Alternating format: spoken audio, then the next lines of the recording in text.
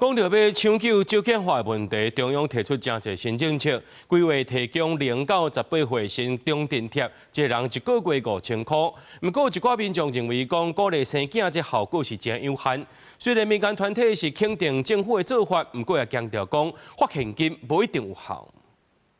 少子化問題嚴重，已經是國安問題。總統賴清德就職2週年，閣來提出2道新政策，規劃提供0到18歲生中津貼，一個人1個月5000。不過民眾認為，安尼救人生的效果有限。少子化，我覺得不是說一個政策多花錢就會解決。聽起來好像不足以支撐，就是生小孩這件事情。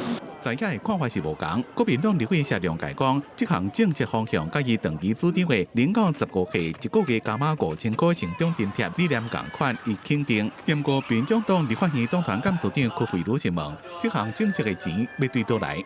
每個月給予5000塊，每年給予6萬塊，0到18歲的成長津貼。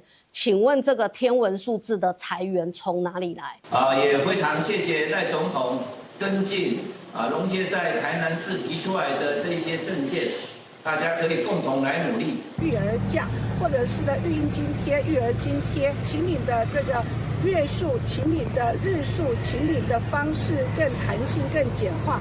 在野佇進行100這連賽台灣未來考組，由政府佇12歲以下囡仔考組內面欠5班，過來1年再撥1萬塊入去，到囡仔18歲就當領到33萬9。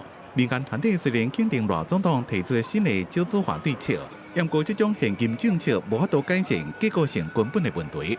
破除這些結構性的限制，讓職場跟育兒家庭的生活是能夠相容的。唯有這樣子，我們認為才能真的解決台灣低生育率的現象。李定興也講，產假加陪產假的改革也會注意性別平等，鼓勵男性做伙照顧囡仔，創造有相容性的優先職場，有共同照顧的平等家庭，是一定要有的結構性改革。記者綜合報道。